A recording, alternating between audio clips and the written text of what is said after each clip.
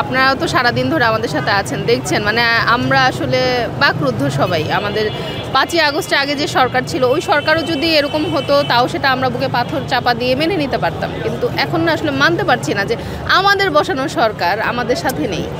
তো এখন আসলে আমরা সবাই মন থেকে আমাদের কিছু ভাইয়েরা খুবই তাদের অবস্থা আশঙ্কাজনক, মানে বলা হয়ে থাকে যে 4.5 লাখের মধ্যে আমরা 10,500 মানে টপ স্টুডেন্টগুলো আমরা প্রিলি পাস করে এসেছিলাম, অথচ আজকে রাস্তায় আমরা সময় ভিক্ষা চাচ্ছি, আমরা মার খাচ্ছি, আমাদের কোনো অভিভাবক নাই, আমাদেরকে কেউ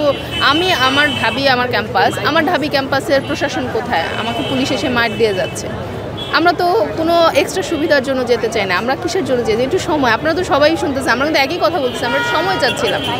তো এখন আসলে আমরা জানি না আমাদের ভাইরা যারা আহত হলো তাদেরকে আমরা কবে সুস্থ করে ফেরত পাবো। তারা তো পরীক্ষায় বসতে পারবে না, আর আমি নিজেও পরীক্ষায় বসবো না, এটা হচ্ছে আমার এরকম আমাদের আরও 2-3 হাজার আছে যে তারা আসলে পড়াশোনার মধ্যে আপনার তো একটা মেন্টালিটি সেট করে পড়তে বসতে হবে, মানে পরীক্ষায় বসতে হবে, কিন্তু আমাদের সেই মেন্টালিটিটুকুও নাই।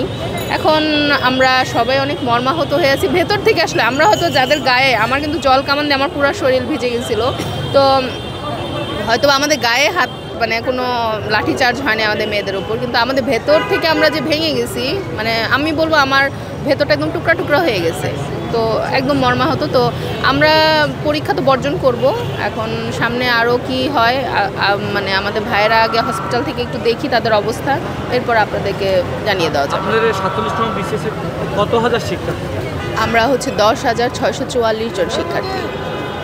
আন্দোলন করতেছেন কত? আন্দোলনে আমাদের মনে করেন মাঠে আছে মোটামুটি 3,000-এর মতো, আর সবাই তো আসলে আন্দোলনে আসতে পারে না, কারণ অনেকে জব করে, তো ওরা হচ্ছে তাদের নিজ নিজ জায়গাগুলো থেকে যতটুকু ধরেন ফেসবুকে আমাদের ফান্ডিং বা কোনো কিছুতে ওই হেল্পে তারা আছে। তো আমরা যদি এই বিষয়টা তো ভালোভাবে দেখছি না, মানে এটা মানতে পারছি না ভাই, মানে আমি আসলে কান্নাও করতে পারতাম, আমি ভেতরটি মানে আমার ভেতরটা শুকায় গেছে যে আমাদের সরকার কেন আমাদেরকে উপর, মানে এটা তো 5ই আগস্ট সরকারের মানে পুলিশ ছিল, ইন্টারিমের সরকারের পুলিশ এমন হবে কেন? তো আপনারা তো দেখেছেন আমাদের হাতে কিন্তু কোনো অস্ত্র ছিল না, কিন্তু তারা কিন্তু আমাদের উপর লাঠিচার্জ অনবরত করেই যাচ্ছে। আমরা শুধু একটু সময় চাচ্ছিলাম, ভিক্ষা চাচ্ছিলাম, মানে আমরা একটা পরীক্ষা দেওয়ার জন্য একটু সময় চাচ্ছি, মানে যেটা হয়তো আপনারা বলতে পারেন যে ভাই এটা তো কোনো ইস্যুই না, কিন্তু এটাকে ইস্যু বানিয়ে ফেলছে। যাই হোক, এখন আসলে জানি না কি করবো, আমরা একদম ভেঙে গেছি। মানে আর মাত্র 2 দিন সময় বাকি আছে, যদি সরকার থেকে দাবি মেনে নেওয়া না হয় তাহলে কি পরীক্ষা বর্জন করব, কারণ আমরা আসলে স্টেবল পজিশনে নেই। আমাদের তো অনেক ভাই ব্রাদাররা হচ্ছে আহত হয়েছে, তারা তো বসতেই পারবে না, কারো হাতের আঙ্গুল ভেঙে গেছে, সে আঙ্গুল দিয়ে সে লিখবে কীভাবে?